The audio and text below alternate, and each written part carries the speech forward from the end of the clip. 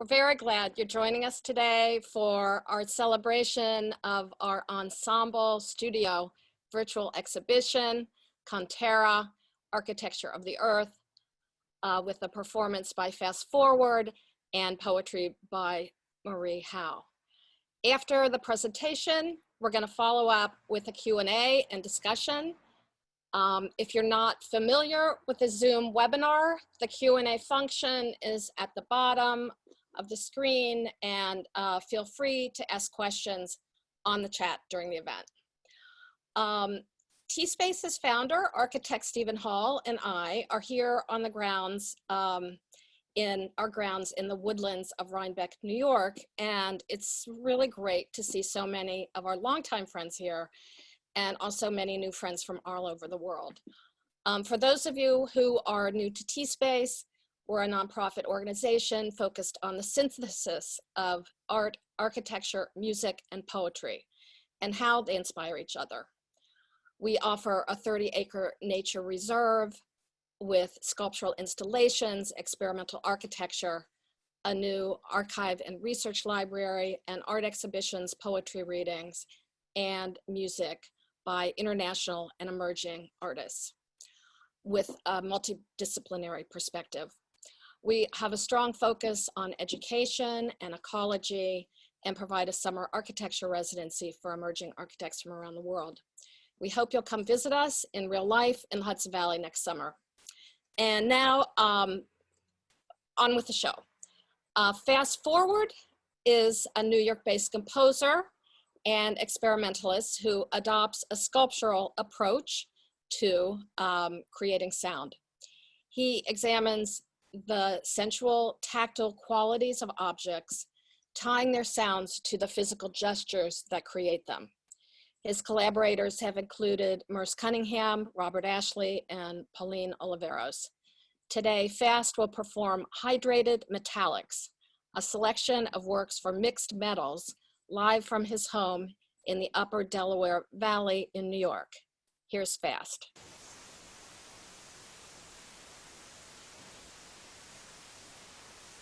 Hi everyone. Yes, I'm coming to you from the Upper Delaware Valley. This is my driveway here. And I'm going to perform a suite of short pieces for you, about 20 minutes long, called Hydrated Metallics for metals and water. And I'm outside here, so anything can happen in terms of cars or birds or any other kind of live animal. But I'm going to start with a piece from 35 years ago called Don't Drop Handlebars.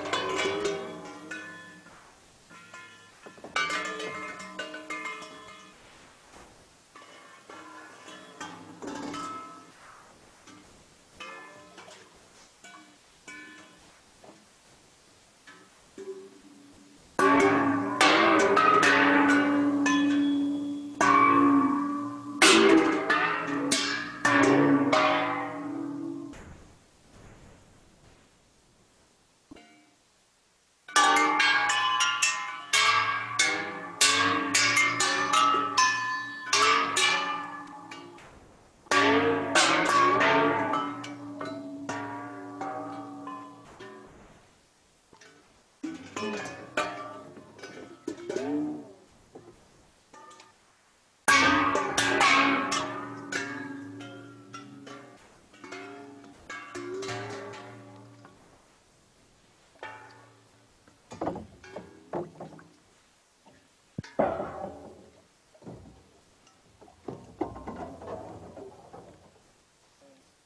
looks like I got a bit more water than expected.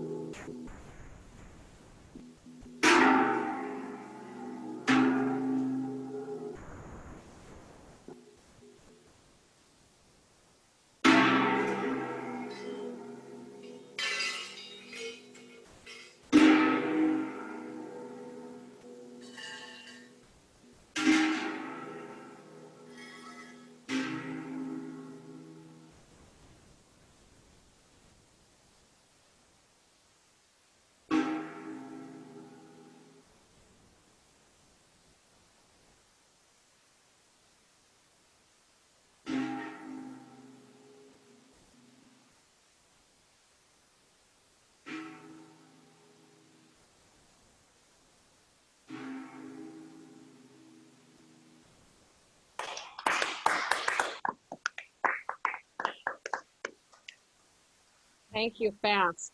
That was wonderful. Next up, we have Marie Howe, the New York-based author of 4 volumes of poetry, including The Good Thief, What the Living Do, and The Kingdom of Ordinary Time.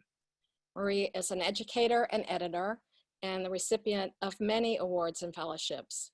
Marie is, in her words, obsessed with the metaphysical, the spiritual dimensions of life as they present themselves in this world. Here is Marie.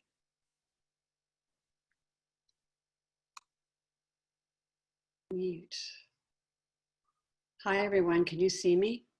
Can you see me? It's very, because let me just try and change this. Hello. I'm so happy to be here. What an extraordinary experience that was, being with Fast Forward. Extraordinary. I loved it. I'm going to read very briefly. We are here through the miracle of technology together in a pandemic. There are many pandemics, as we have become aware, raging throughout our country right now and the world. The pandemic of the COVID virus, of course, and of course also the pandemic of racism and institutionalized and internalized racism. I've been, of course, as many of us have been thinking about this a great deal, about the uprising that's going on right now, about the youth in our cities, about the brave moms linking arms, and so many people standing up for Black lives that do matter. So I'd like to begin with a poem by the great Lucille Clifton, the great Lucille Clifton.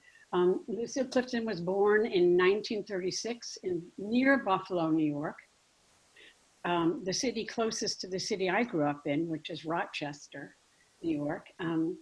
She died in 2010.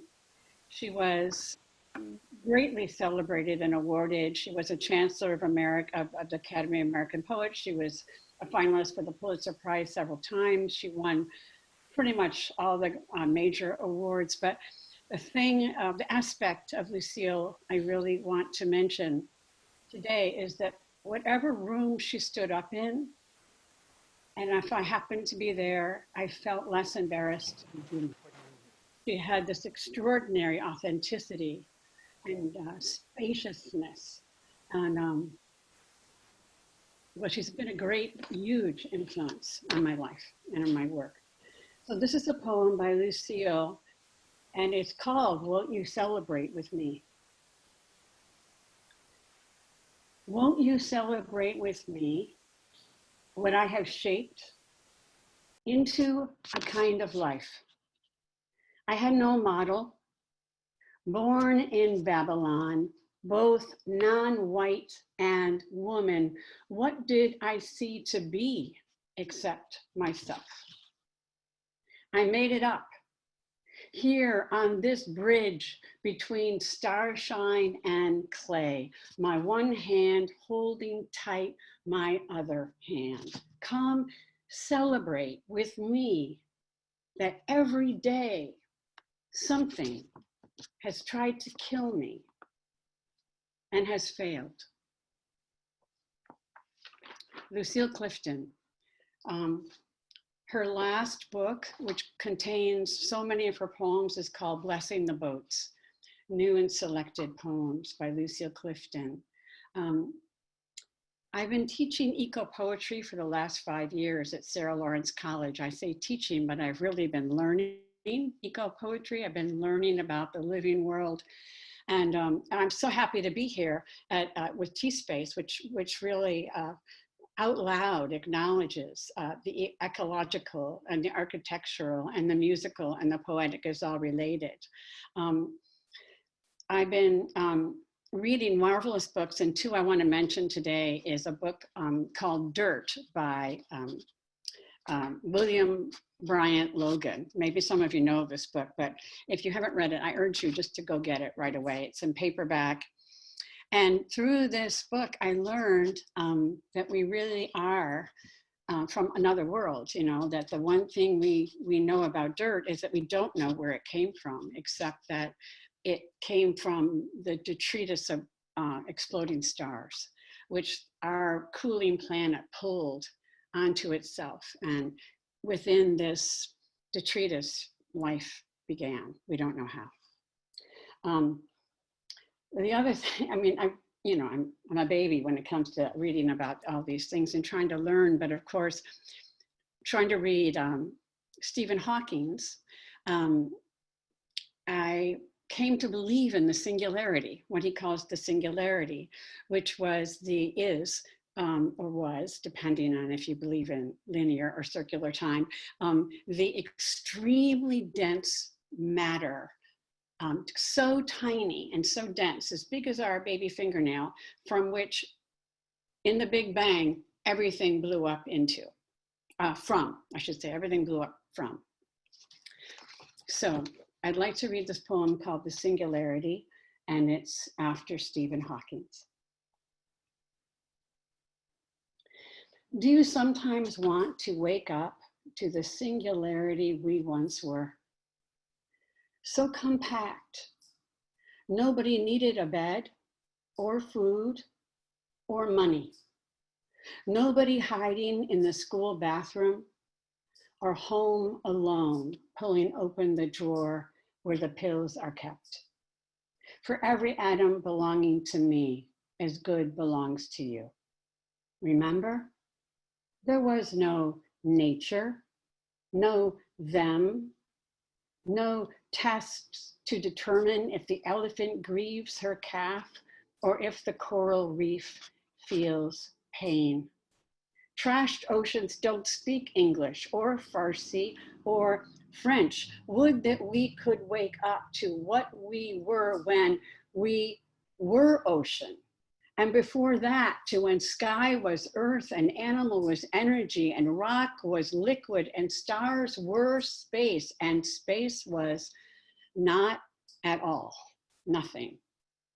Before we came to believe humans were so important, before this awful loneliness. Can molecules recall it? What once was before anything happened? No I, no we, no one, no was, no verb, no noun, only a tiny, tiny dot brimming with is, all, everything, home.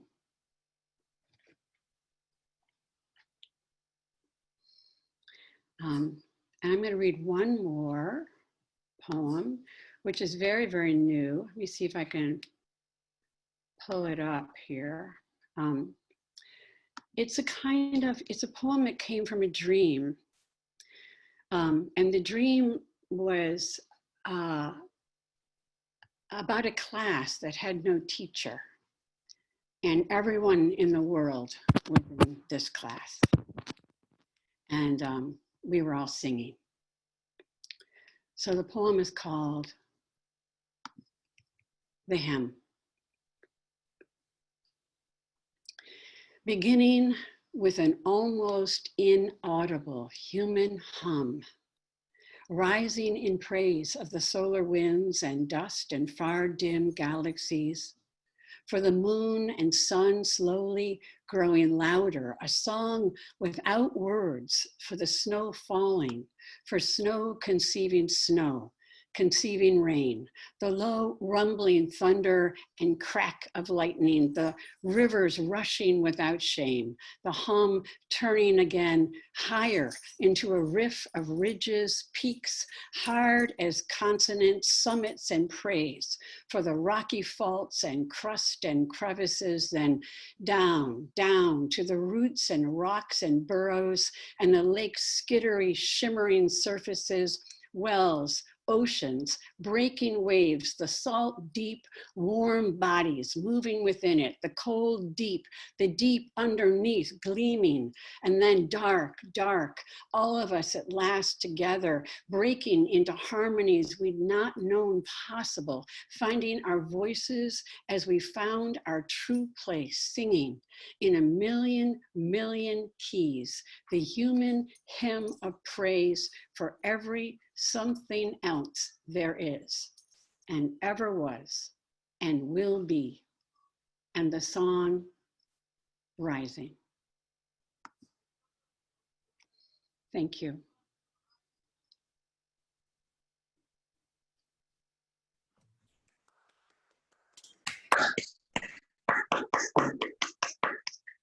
Thank you, Marie. That was a beautiful reading. Thank you.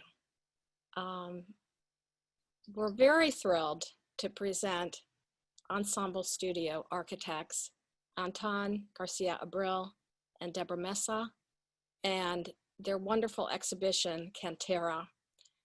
Thanks so much, Deborah and Anton, for pivoting with us when the world changed in March and creating this experimental virtual show. Balancing imagination and reality, art and science, Ensemble's work innovates typologies, technologies, and methodologies to address issues as diverse as the construction of the landscape or the prefabrication of the house. Anton and Deborah are educators whose works are extensively published and exhibited, and they're the recipients of numerous international prizes. Today, they are joining us from Brookline, Massachusetts. Here are Anton and Deborah. Thank you. Thank you. Thank you very much, Susan and Stephen and all the team in this space. It's been a pleasure to work with you the past months to shift things as needed to accommodate to the circumstances. We are all certainly very adaptable, and this is good news. But it's great that we were able to make it happen, and it was great to have at least this session together with Marie and with Fast Forward. And I hope that people can also enjoy the beautiful space that Ca'n Terra is, that I think brings a lot of peace and gravity to these certainly uncertain times. So I hope you will enjoy the walk with us. And we want to start, we will end with that, with a walk through the space, through the exhibition that then everybody can explore on their own. And we encourage that. We will start just with a small introduction to give some context to the work, and also to explain a bit how Ca'n Terra came to life. And how we arrived there. I think this is a life itinerary that drove us to Ca'n Terra. We always say that it was Ca'n Terra that found us, but we want to tell a little bit of about ourselves, our practice, our life through architecture, so you can understand why we got fully enamored of that space. This first slide somehow pixelates, zoom, grid way, some of the different snapshots of our obsessions, our work. As you can see, flows from very materic approaches, as Susan was saying, to tectonic assemblies.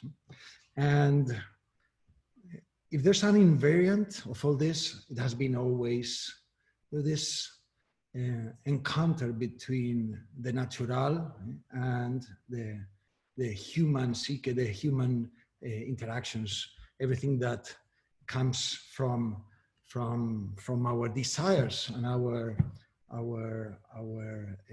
hunger to defy, in this case, gravity or the senses or the material world.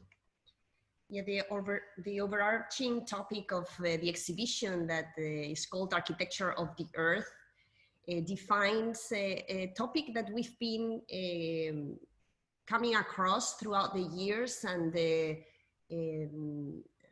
working on it through very different works. It certainly starts in our early works. The images that you were showing come from the northwest of Spain, from Galicia, from these very raw landscapes where we, for the first time, came across the industrial, the landscape, the material, architecture at the same time. And from there, this kind of explosion of very different things that the architecture can work with became very evident in this time of our work, and also in the works that we developed in Galicia that were done with granite that we extracted from the local quarries, where we spent quite a lot of time working and learning. For us, a quarry has been our natural habitat since our early days of exploration. Here's where we learned what's the connection between the given fruit of the earth in its parts, how we process them, and how we could put them together into human constructs, edifices, structures, art pieces. And topics that are important for the project of Ca'n Terra, like what happens to an industrial space, what happens to waste material after it's lost its meaning, what can happen after, and what the imagination of the architect can, or the artist can imbue it with. It's something that we encountered in these first works, and that then we continued to develop, working with stone or sometimes fabricating stones.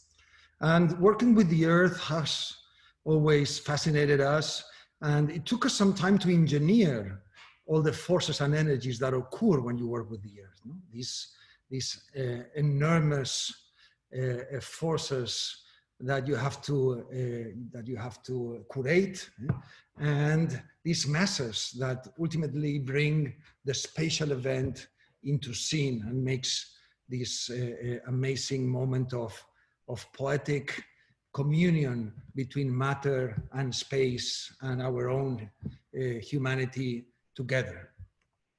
Yeah, the works that we are showing, these last ones in Montana, in the United States, they deal with this connection between the landscape and architecture as a very primal, visceral action on the environment. Architecture as shelter, where we work with the essential, so then these essential parts become very powerful. The idea of mass, the idea of the textures of the materials of architecture as a shelter.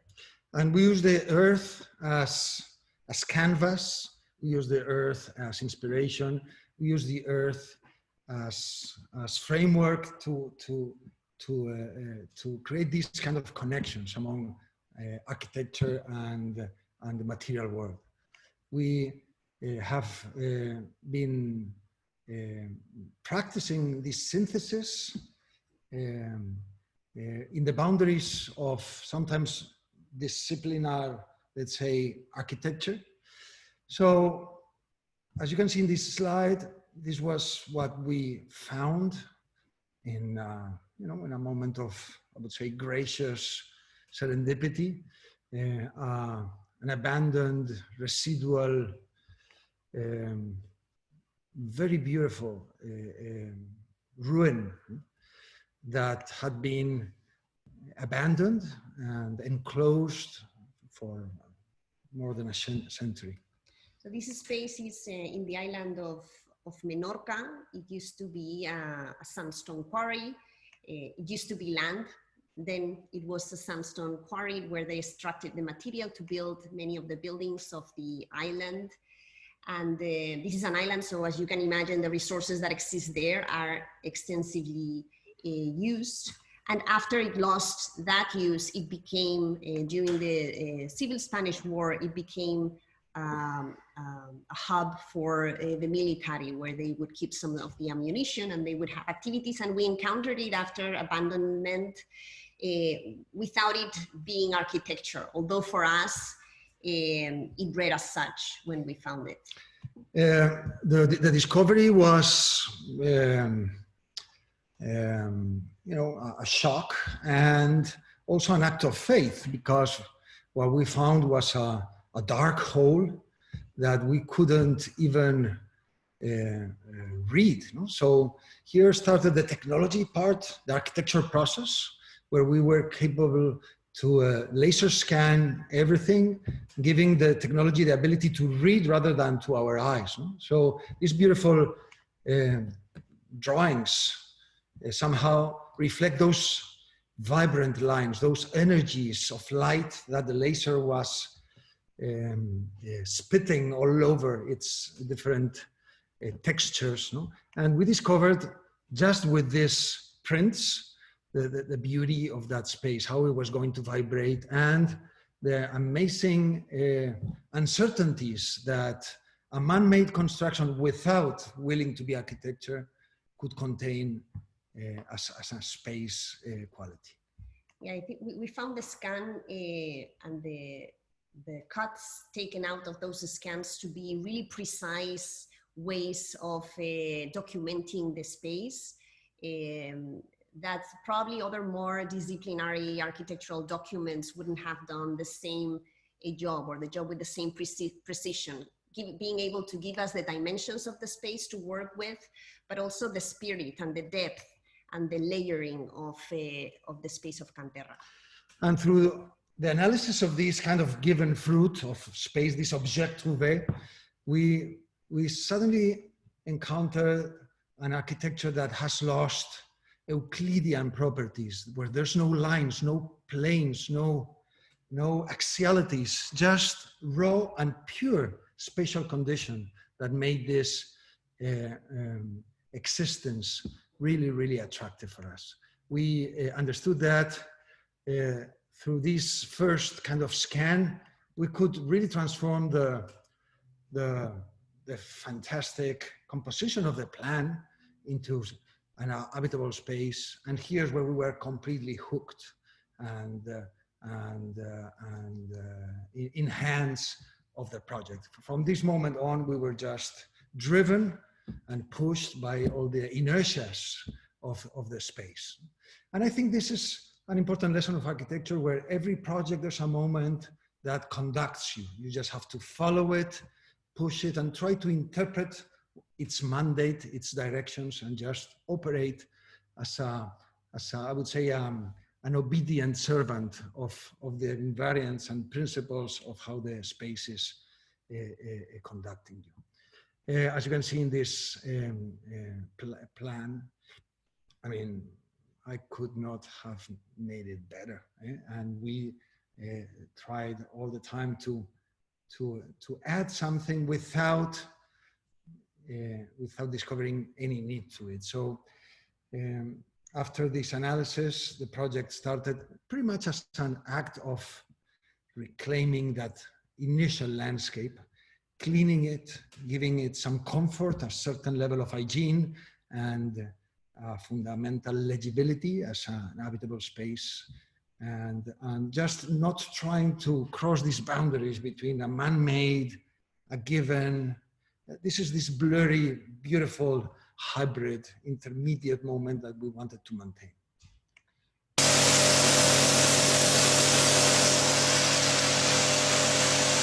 And this noise hides all the action of just cleaning up, erasing those stains of hunger, thirst, and humidity, and just catching up with the original sand that is compressed. I think this video can show very clearly how this space doesn't really need huge actions to completely and drastically change. So just the action of recovering the natural color of the stone by cleaning the mold and cleaning the dirt radically change the way light enter reflected into the surface. So this is the project. fabulous workshop where family, friends, and ensemble were just cleaning up for months all the spaces and recovering some of those existing levels prior to the first and sole big architecture action that was this fundamental first and last stone performance, where we could insert almost ceremonially and fundamentally symbolically the presence of light, the gravity of that kind of dropped stone, and life in this beautiful Mediterranean olive tree. Yeah, so this project is really about working with very essential architectural elements: light, air, mass, understanding how they perform, humidity. All these take a big presence, although it's very hard to describe them just through images and videos because you don't feel it and you need all the senses to really feel this space. But they, by introducing these skylight and enabling also ventilation once more, the space radically changes and it's able to be inhabited, something that before was not possible. So with the incorporation of these plastic screens, almost without thickness, that contrast with the massivity of the construction of the mine and the stone, also with these encounters of a very poor mortar of sand with the existing stone, we could create these soft dialogues between an existing and a new material encounter. We also had to define as a home a certain differentiation between what's inside and what's outside, even though it's the space, the one that defines this immersion into the guts of the earth. But yeah, we want to show finally a short video that tells all this story of discovery through our own, I would say, surprise or fascinated encounter with the moment that we were first meeting the Ca'n Terra.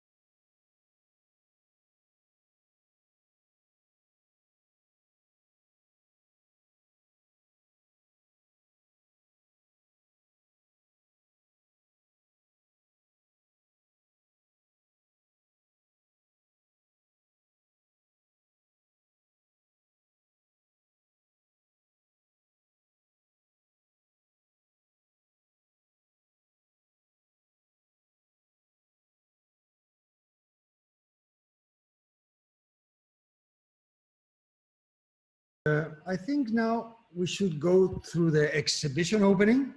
That thanks to the foundation and all the support Stephen and all the team, we have created together as a virtual tour of this space that I want to drive you a little bit through it. Let me share the screen, and you have the link of this, so you can tour it individually, all of you, through the web page of the foundation. So as you can see in this, let's say, a map, there's these spots where we can depart. This is navigated pretty much like Google Earth. There's these 360 pictures. And as you can see, this is a very rural area where you have a beautiful Mediterranean low forest landscape. These pictures were taken in the summer, so everything's dry. In the spring, this is full of purple flowers and amazing change. And as you can see, this is a cut of the earth. All this was part of this line of terrain that was cut. And you know, going through these kind of lines, you can explore 360 all this scale and amazing spatiality. Which gives you an idea. I mean, this exploration, we are doing it after years of work. Very slow work.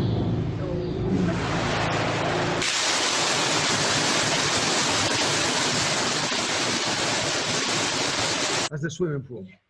It's basically what we've been doing, walking and walking and walking and walking in this space, trying to see what makes sense. And what you see is actually not a finished work, because we don't know what means finished for a place like Ca'n Terra.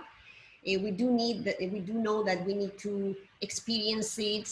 Ca'n Terra is about really the pleasure of inhabiting the earth and of developing it over time, or living it over time, and having the luxury of being able to enjoy a place like this one, which takes you away from anything that we are usually connected to. And so it's a very important experience that we are missing this summer, because that's where we would really like to be, reporting from there directly. But we'll take this virtual tour with you. And in the tour, what we've tried is to, the images, the 3D images, 360 images show current state. And then the plus signs add additional information, either original conditions, how those spaces were, or we've tried to introduce also some videos like you saw with sound, that try to give you a little bit an idea of life, sounds, birds in the space. This space is what we call the secret garden. It's almost a Zen void in the deeper dark of the guts of the earth, no? Transformed into the lightest and more, I would say, a spiritual corner of the place. And this is the main visitor room. Stephen, this is your room when you come visit us with your family. And there's the rest of the program. We go to the other side, would be, you know, an outdoor kitchen with, this is the natural furnishing of the let's say social space, and this drives us to the more, I would say, livable area, residential. Now we might have, this is without any kind of furnishing or complement. Where's my Anton? Can I speak? Yes, please. See, because now we have a chance to have a critical dialogue. Okay? Yes. So I want to grill you, okay? I want to make some noise. Yes. This sounds like a sales job. I don't like that. I want to talk about the language of architecture. What is your language of architecture? And I want to go back for a moment to say a few things, okay? Yes. One of the things that happened that I was really impressed by was Thomas Kuhn in 1962. He wrote a book called The Structure of Scientific Revolution. Yes. And Kuhn says that crises are a necessary precondition for the emergence of new theories, a shift in consciousness. That's what I think we need today. He said that a paradigm shift is a fundamental change in the basic concepts and the experimental practices of a scientific discipline. Well, maybe architecture is not a scientific discipline, but let's just, you know, because we have students here that don't remember what happened in the recent past, let's just remember that in 1966, with complexity and contradiction, the postmodern movement overcame architecture in a way that everyone had these basically eclectic historicist aspects of their work. And maybe it was because of the banalities of late modernism. Then, around 83, the deconstruction was an anti-postmodern reaction. And you had kinky skins covering, no attention to structure,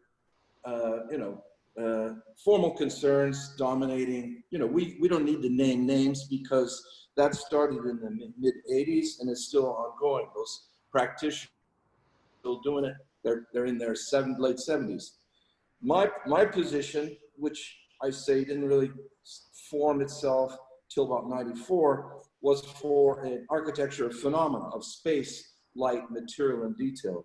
And when I first met you, and I came to that house in Madrid, I said, wow, this is aligned with what I believe in, that light, space, material, and detail.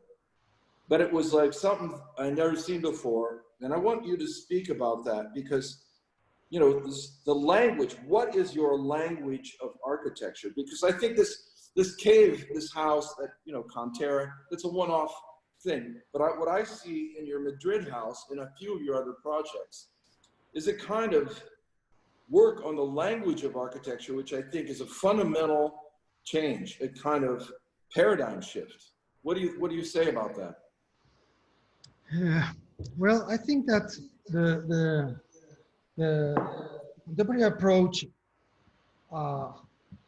to a language is something that it's admitted several voices in I would say, a polyglot culture where there are multiple languages coinciding. I think what we have been working has not been in the language, because the first slide that we presented in our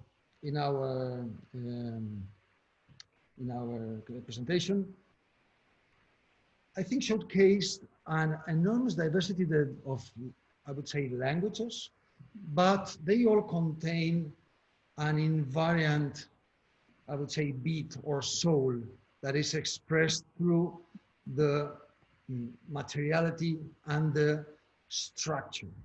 We do think that these two combinations are the ones that fundamentally affect the apparition of the spatial event, and therefore the language is a consequential, I would say, of all this.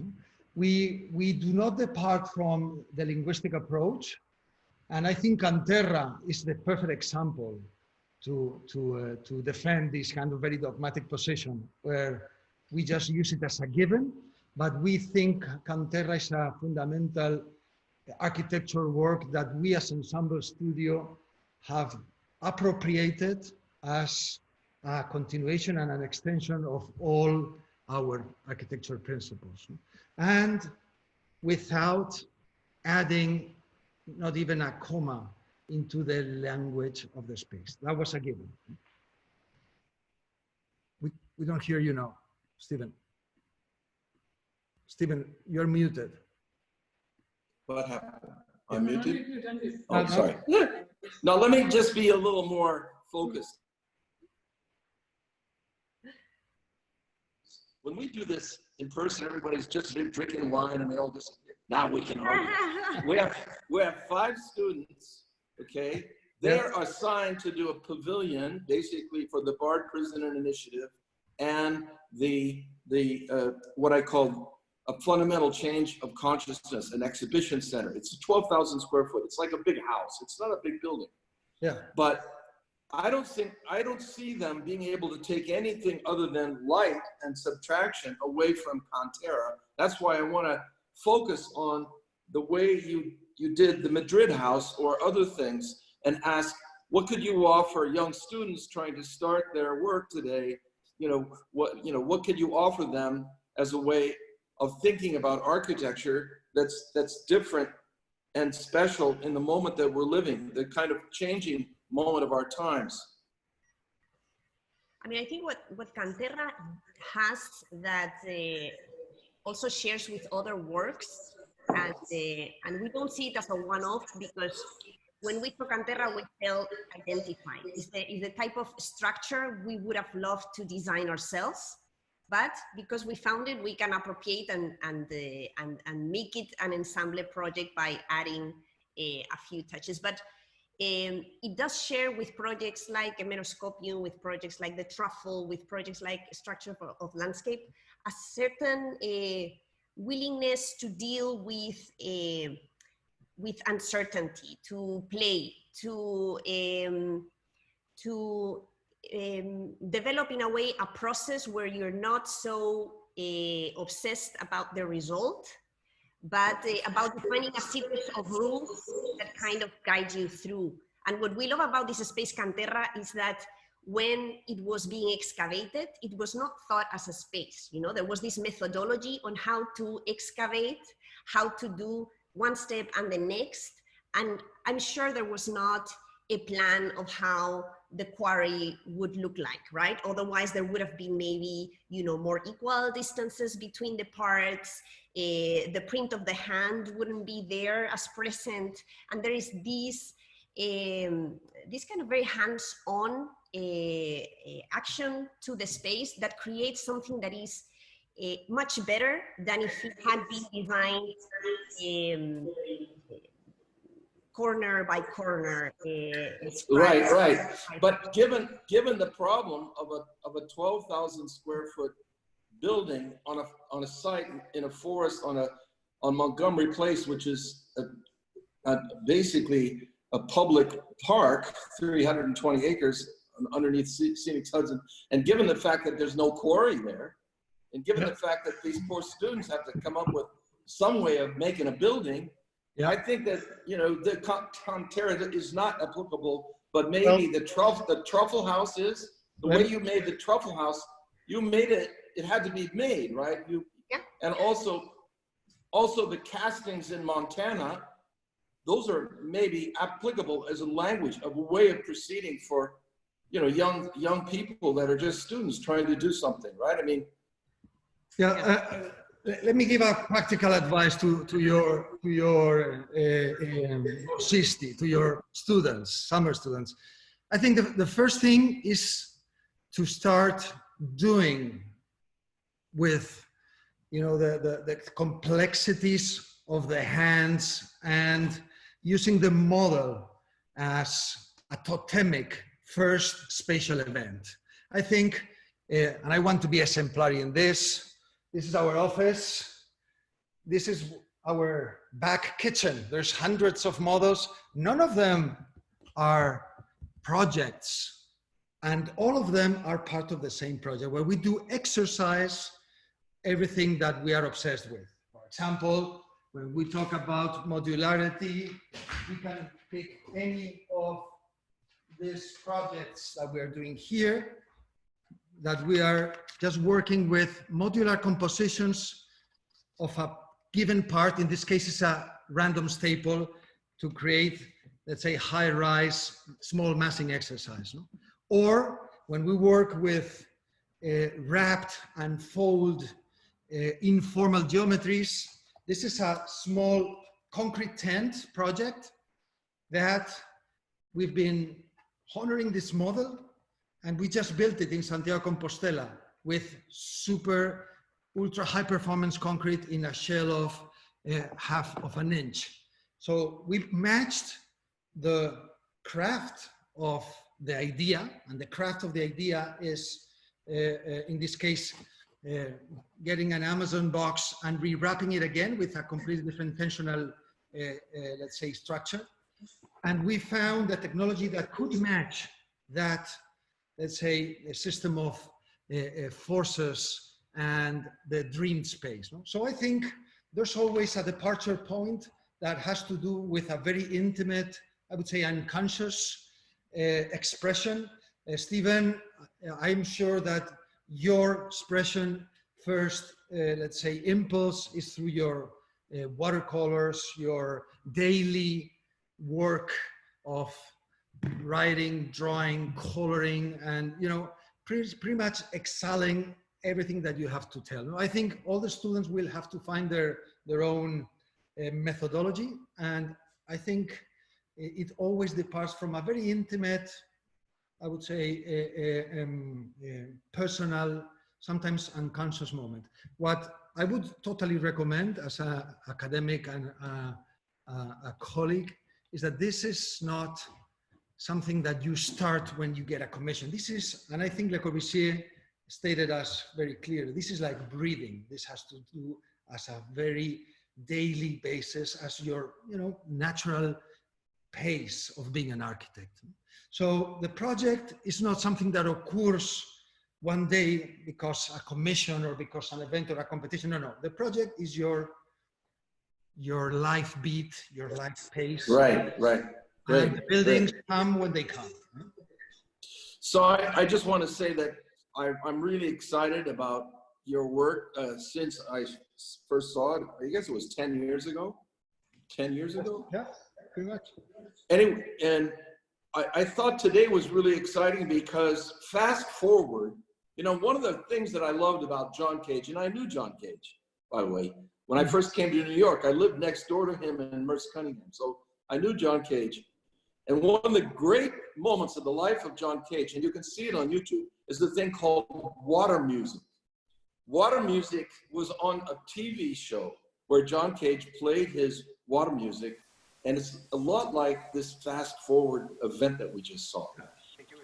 So there's materiality, there's, you know, the cadence, there's light, there's, you know, and there's such a strange relationship. And I think that John Cage was like a paradigm shift in what is modern music. And I just felt when I saw your house in 2010 that I'm looking at something that's going to be very important in the history of architecture, because I sense this notion of a paradigm shift, which means the language is different. And if there's any older architects listening to this, I think they might agree that there's something going on. And I think we're living in a time where it's a time of change, a drastic change. And I hope to see much more intensive environmental work. And I love the deep connection to the natural forces of your work. But I hope somebody like a Siegfried Gideon type figure will come out and write the text for this, because I think it's pretty interesting work. Anyway, we should open it up for other questions. Are there any other questions going on? Fast, do you want to respond to the John Cage references? Oh, it seems very apt. You know, I'm a Cagean still, and I was. You want to speak up a little bit, please, Fast. Oh, sorry. Much better now. This is better, right? Yes. Yes. Wow. Yes. Yeah. No, I was saying that I'm a Cagean person by soul, and I was trying to remember the television show that Stephen was talking about. I thought it was the Ed Sullivan, but maybe not. But I've played that clip many, many times, and it always seems so advanced. First of all, that someone could get on TV at that time with doing such experimentalism. And then Cage, of course, holds true to his own ideals, and he makes no compromises. And that's what he did in that TV show. So, yes, I love it. And I'm definitely coming from the same place.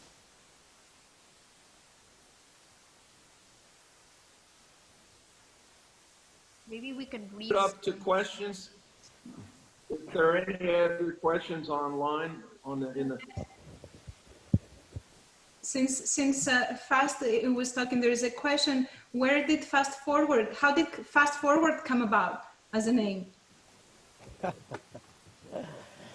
Well, I don't have any spectacular news on that, except it was a long time ago. It was about 40 odd years ago. And I studied, I left England and came to California, to the United States, to Mills College to study electronic music and the recording media. You can really see how I'm putting that in into practice now.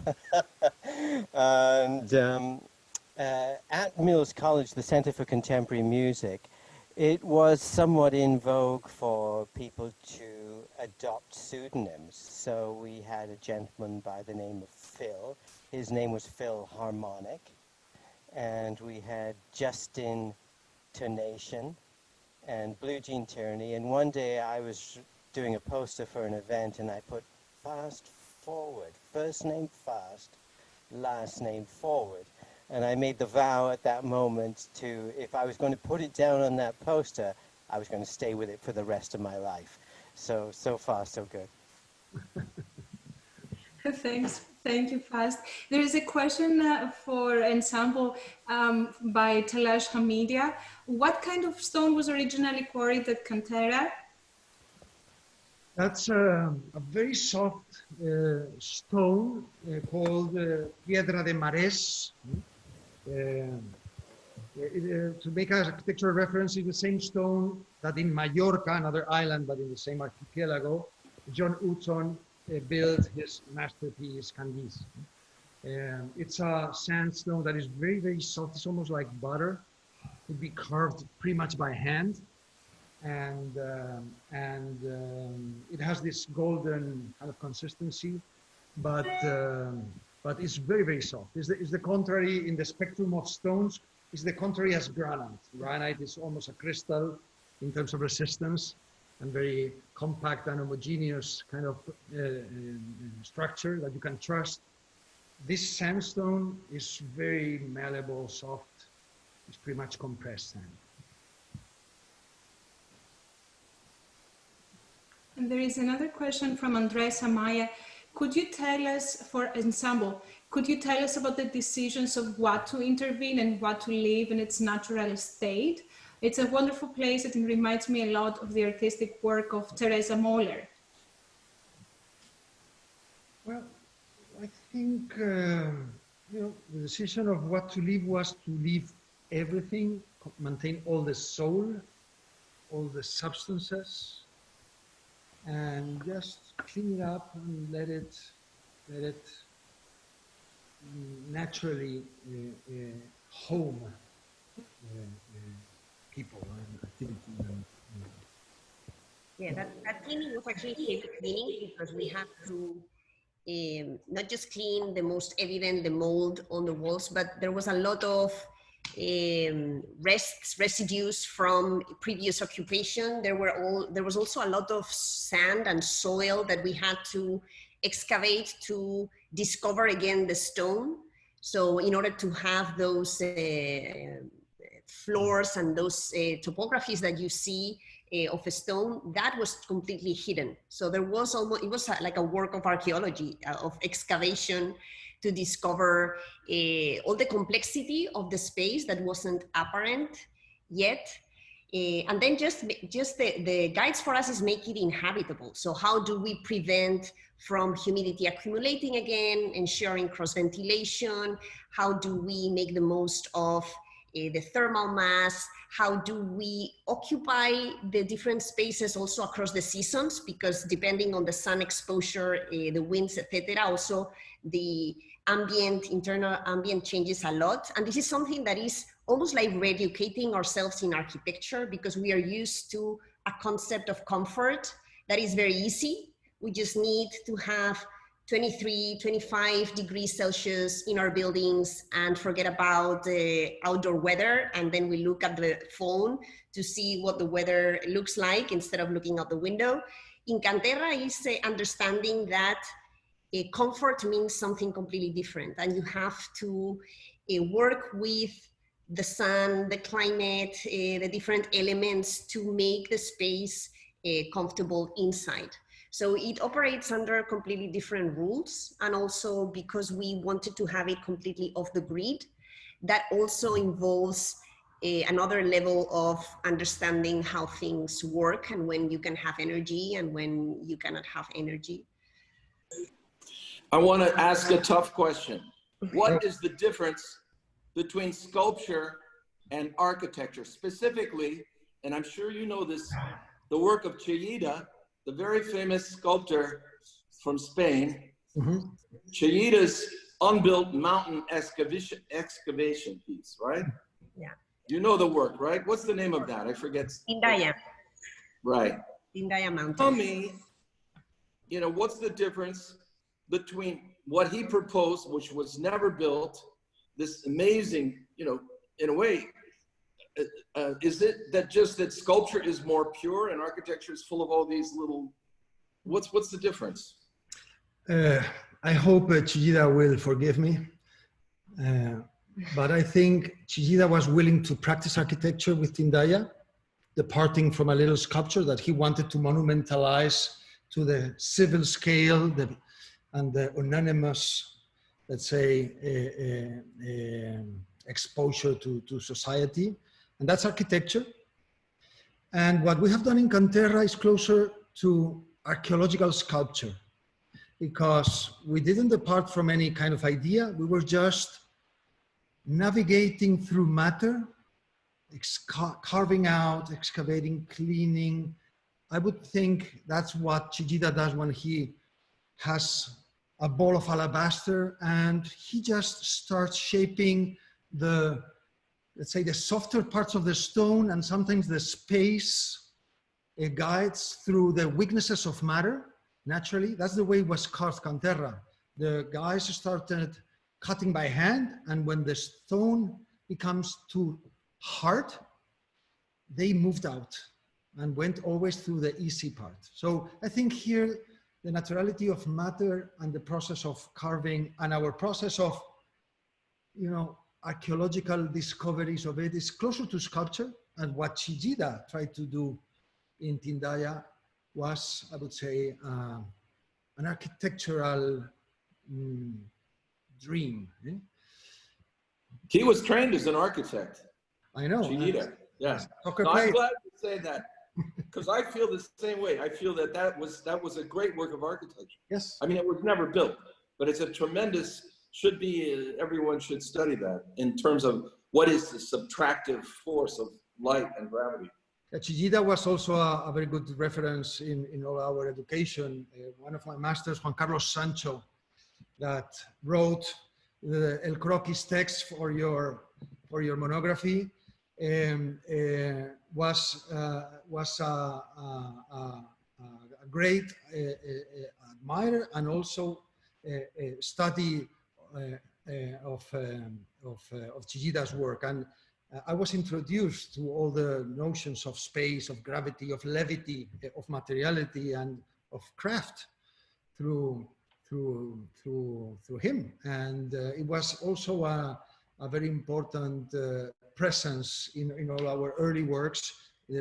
Our first music school in Santiago Compostela is a synthesized objectual quarry. We did a big block of abrasive stone and we carved it architecturally in the interior with shaped, cut stone parts. Did you ever meet Chillida? Did you meet Chillida? I never met him personally, but he was, I visited Chillida Leku with my professor, Juan Carlos Sancho, when it was still on construction. So I knew his world, but I never met him personally. I discovered the Comb of the Wind, isn't it called, in San Sebastian? Yes. And I was completely blown away. I thought it was the most amazing work of sculpture I ever experienced in my life. And as a New Yorker, you know, standing there, I thought, why is this not in the history of sculpture? I mean, it's so powerful. It's just, and after that, I followed everything. You know, I went to the you know, everything. But I never met him, you know, but it was amazing. I thought he was, in a way undervalued as for what he did in the history of the relation of sculpture, landscape, and architecture in a way. Yes, agree. Yes. Yeah. I mean, the good thing of a sculpture, I'm sure it happens with the aquarels when you're painting, is that you're completely free and there are no constraints. It's like, you know, all of this work that is behind us, it's total creative freedom. And of course we see architecture in it, but it just takes, so, you know, other skills, other people, other circumstances to take it to be architecture. And in that journey, it many times loses the essence or the idea. So I think that the amazing thing of a sculpture that we feel very comfortable and very close to, because we like working with our hands a lot, is that of really being able to make very pure statements. And for that, I think it's amazingly inspirational for architects. Every time we see sculptures that inspire us, they inspire us architectural concepts, I think, and ideas. Sancho Madrugeros is in the audience, in fact, and he's asking, in addition to Chihida, how would you respond to bringing Jorge Oteiza, the sculptor, Jorge Oteiza, into the conversation? Well, this has been a cultural conflicted paradox, the two visions of the world of the two sides of the same coin, the same culture, the same approach to space. Chihida Oteiza, as you well know, these two fundamental pillars of Spanish and Basque art scene, they differed in how to approach the same fundamental principle, is that the space is the one that drives all the let's say, sculptural and materic approach to space. And when Sancho Madridejos asked us this question, is because they know that we have been working with these two approaches. One through a subtracted principle, that would be the Chihidan way. The other one through the folding or embracing, layering of matter that surround the same spatial event. No? So I think there are two let's say, I always want to refer this to the two sides of that same coin that flips and becomes spatial. But this is an unsolved paradox, yeah, that has opened so many conversations and theses and texts around what is space. So what forces, what energies are the ones that detonate the spatial event and what becomes a space. There are multiple questions coming in from the audience, and let's see if we can try to address a couple here. I know Stephen Sachs was asking in the chat, what tools did you use to create the 3D tour of the site, and did you digitally survey it to get a better ability to think about it spatially? So we used a 3D scan called Faro. That it's you know, it's not super easy to use, but it's pretty straightforward once you use it, and it's very used in architecture and also in mining. In mining to survey sites, and it gives you you know, a three-dimensional reading, a 3D model of the space, a point cloud with absolute detail. So it takes not just the geometry, but it takes absolutely all the textures and detail with great precision. I think that going back as a friendly advice to the students, Stephen, I think what technology is offering us now is a fabulous tool to reverse engineering the architecture process. That generally was through the idea. We were educated that the sketch or the idea detonated the project. Well, the data was informing matter. I think technology now is giving us the ability to reverse this process and go in a very ancient way, is that the matter informs the project. You know? and by working with something that has been crafted with a very unconscious principle, but that contains a lot of architecture resources, no? Like a model or a piece of matter that you could after extract all the data from it and use it appropriately to inform the projects. I think this back and forth between data and matter is what creates the contemporary project today. And all these magnificent tools helps this transfer. One of the lectures the students got was from Stan Allen, who has a practice here in the Hudson Valley, not far from the site. And the whole lecture was about balloon frame construction, because that's the type of construction, unfortunately, that's the economic construction in the Hudson Valley. Balloon frame, and it dates back to Chicago in the 20s. And now with closed cell insulation, suddenly balloon frame construction and slab on grade geothermal as a kind of, let's say, the elements that you're gonna make space with in the Hudson Valley make a lot of sense. So it's precisely because, you know, what you just said is it's not within reach of these problems. You know, they're working on a site which is in the Hudson Valley, which we can geothermally heat and cool all of our spaces with a single closed loop well. The technology there environmentally is tremendous, but the technology of making a little building is balloon frame with closed cell insulation and a plywood shear wall. So, you know, you're very nice to be able to work in Menorca and find a quarry, but these poor kids, they're here in the Hudson Valley and they've got, you know, it's a different, I think it's a different game. But I think this example you're setting with this work here and the other projects you did with the landscape architecture is that of singularity. And I really liked Marie Howe's poem, The Singularity. Right. Singularity, right. I thought this was a beautiful connection to your work. And maybe not all of your work will be that singular, but it has that oneness that maybe does set an example of a paradigm shift where you work with earth and nature as one, and there's a oneness to it.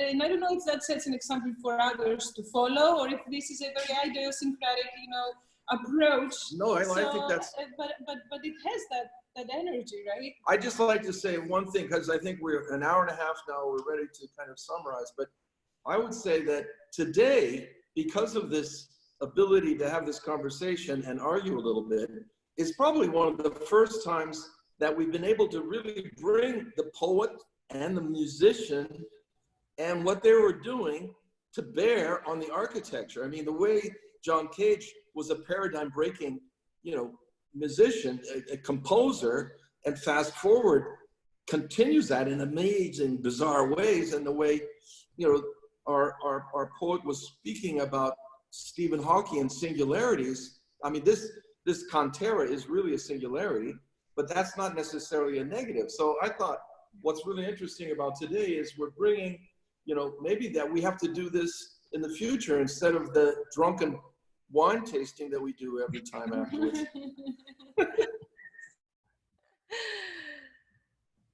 That's great. We should still raise a glass of wine digitally to the performance and congratulate everyone. If that's okay, I can still take a couple of questions from the audience. There are many. One in particular may also interest our resident Munjer Hashim. Haruka Oki is asking for an ensemble, and I think that also may relate to fast forward. What's the difference between you redesign an architecture from nature or you create the architecture to be like nature? That's for you. Thanks a lot, Anton. I'm not so sure that, I mean, those are two definitions. You might have to run them by me again, but they're two definitions which the first thing that I think of is that it's not limited to individual definitions like that. And I think that the versatility of flow, everything from 0 to infinity is part of it, and one makes calculations and decisions based on where you happen to be at a particular moment in time. I will say that one of the things that I noticed from Anton and Deborah, or I recognized, is you said a few times about how you like to, I think, let nature sometimes control the situation or influence a certain choice down a certain pathway. And that is very, very much part of what I do. And I like to think of an ideal situation for me to make music is where I'm not in any control of the resultant music. So I've been striving for many years. It's extremely hard to achieve, but now and again I get an opportunity where I set up a situation.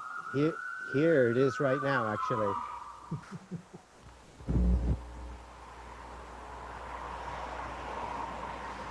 No more sirens. Set up a situation that is making music, but that I might have initiated something, but I am not then controlling the full outcome. And I appreciated that from Ensamble Studio's way of working too. I think a certain empathy there. I'd like to say something. Can I say one thing? Yes. We are nature.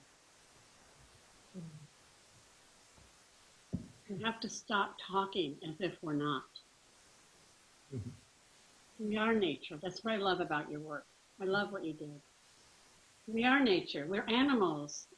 What's the difference? Where does nature end and we begin? We are nature as well. We have to think of another word or another thing. And until we get this concept straight, we're lost. Agreed. As we sometimes, I think, get stuck in these dichotomies, and we've never cared much about that. Actually, some of the works, like the works in Montana, you know, some people claim that's not architecture, it's art, or it's a sculpture. You know, we really don't care about that. We do care about structure, we care about the materials, we care about space, we care about the landscape and enabling amazing experiences in the spaces that we build. And, you know, sometimes we find that the resources we have give us already a lot. And sometimes, you know, the resources don't give you so much, and you have to put more of on the design side, on the engineering side, etc. Right? But I totally agree that it's not one versus the other. If we stay for one more moment onto this subject about nature, there's a question by Kat Nelly about witnessing nature, intentional observation, and each one of you may respond to that. If you can discuss the process of witnessing those natural phenomena, and what's the process for this intentional observation of nature?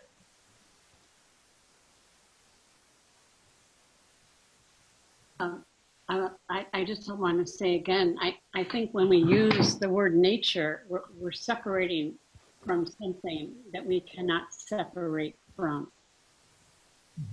We are nature. What we look at is it's looking back at us. There's a mutual gaze going on here between whatever we look at. And that this word, I just feel we have to stop and question the word as something apart from ourselves. We're an animal among animals. We can't exist apart from what we're calling nature. So I feel that the gaze is a mutual gaze. What I love about your architecture is that there is a mutual gaze. You look at what's there, it looks back at you, and together you create a third thing that's livable. And then I'll stop. I can harp on this, I know. And also it's exciting when, For instance, for works like Ca'n Terra, works like the truffle, works like the structures of landscape, or the projects in Santiago, when you do a building that you see how it keeps building over time and changing over time because the materials, not because they don't clean the materials or because they get dirty, but because life continues in them, right? And it rains, it shines, and the seeds get planted on the facade, on the textures, and things grow. It is pretty interesting to see that something that apparently has no life actually, in a way, gets completely reintegrated in the environment.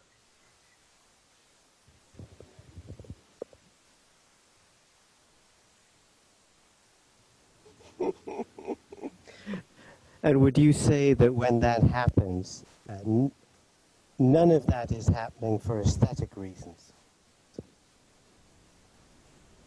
You mean the architecture? I mean, All those changes, the light, the moss, whatever happens, it just made me think that yes, that is taking place, it is nature, but it's not coming from a standpoint of aesthetics or cosmetics or so. It's just life. It's just part of it, and the architecture accepts it, and you know, we don't try to get rid of it. We don't mind if in the Montana project, which is a ranch, if the animals rest under the structures because it's the only shaded place there, or if with the wind there are seeds that land on the roof and plants grow, because that project was created with that in mind, was created with the context in mind, understanding that it's a remote place, that it's in a very raw environment, and that it has to deal with extreme weathers, with wild animals, etc. Right? So in a way, trying to fight sometimes the context, trying to create very sealed environments, trying to make buildings that will never get dirty. You know, it's really in a way going against how things naturally evolve. So, Irini, I think that to answer that question from another completely different perspective, I think the arts in general have been, you know, playing with nature in a certain kind of emulation or romantic approach to it, to interpret it, you know, from, you know, the visual arts in different periods and in different styles, music also, maybe in a more abstract way, but also figuring out those sounds of nature. And architecture has been always representing in different layers its own disciplinary version of nature. I think the contemporary approach to it, the deeper, is a profound hearing of it. No? How the real sounds of what, you know, architecture is, as Marie was saying, is deeply rooted in a natural process that we are curating as architects. We are somehow transforming from the terrain to the material world and deploying natural parts in a different kind of balance and equilibrium, no? And that becoming a spatial event that we use. I think the contemporary conversation about nature as an observation you were asking, is observing with, I would say, a deeper, not only poetic, but also scientific approach to what nature is, to respond, as Marie was saying, the question, no? That what is nature? And fundamentally everything is nature. Architecture is nature. The phenomenon that becomes music and therefore transforms a connection of physics with our spiritual is nature also. It's a physical spectrum that we can hear and sense, and words are nature also. So I think this approach shall be reinterpreted and will be part of it is already part of the contemporary art and architecture, let's say, discourse. That's right, and I think it also answers some of the other questions from our audience about relationships of your work to music. which really truly reinforce these interconnections between arts. And we've heard those sounds of the making of your work, or the collapsing of pieces of earth that are in fact resonating with the work of Fast Forward in many beautiful ways. And perhaps as a closing, a few closing remarks, there are some questions about connecting history and how to put forward the architecture, the music or poetry of the present, if we may summarize maybe on such a note, that connecting history to the present moment. Well, I think this connection occurs in every significant art piece. There's always a connection as a last, let's say, part of the chain, no? Of what a culture connection is. And architectonically, you could be transforming a historical industrial ruin, like a mine, into a contemporary vision of space, or you could be departing from zero in the abstraction of a white sheet and turning it into a poetry. Still, there will be that historical connection. So I think that's part of I would say a humane action over something that extends this cultural and spiritual connection into an art piece.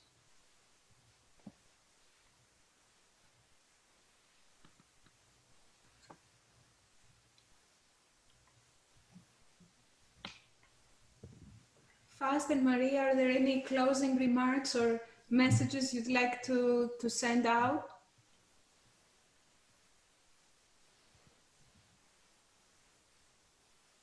Marie, you're muted. Just thank you. Thank you for this intersection. Thank you. And I would like to say, Stephen, let's not put down those drunken red wine meetings, because they have a purpose too, which it would be very sad to see them go. And there's certain discourse that needs to happen under circumstances where we are not in full control of our faculties, I think. Thank you, everybody. It's been a real pleasure. Thank you. Thank you all. It was beautiful. Thank you. Bye-bye. Thank you very much. Bye-bye, everybody. Bye.